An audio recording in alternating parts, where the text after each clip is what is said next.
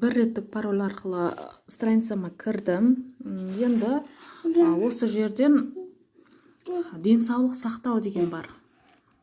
Соған кіреміз. Медициналық көмек деген қатардан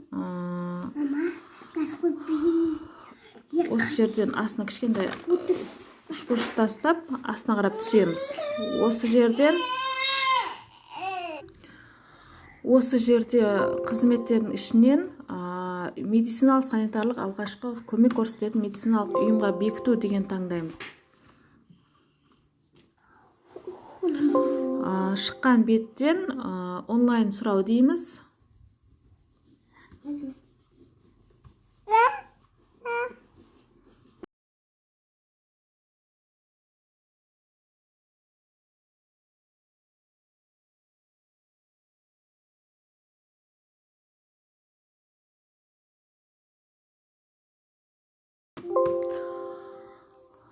Онлайн сұрау деп бастық. Енді осы жерден больницаға тіркеу үшін өзіңізге керек па, жоқ балаңызға керек па? Өзіңізге деген пункт арқылы өзіңізді поликлиникаға тіркей аласыз. Аймақ деген жерге қайсы облыс?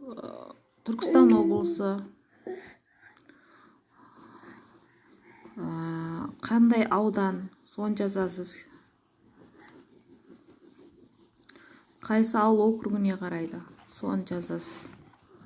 Енді сақтауды таңдаймыз. Енді медициналық ұйым. Осы жерде таңдаймыз. Больницаның, поликлиниканың аты қандай? Біздікі мысалы Келес аудандық Келеская районная поликлиника деп аталады. Соны басамыз. Тіркелу себебі еркін бекіту немесе көшу арқылы осы екеуін біреуін таңдайсыз. Көшіп келген болса көшу дейсіз, еркін бекіту дейсіз. Медициналық қызметкерлер. Сіздің врачыңыз қандай? Соны таңдайсыз. Менікі Карымов Ташпулат. Соны таңдадым. Мекенжай туралы толық ақпарат бересіз. Келес ауданы.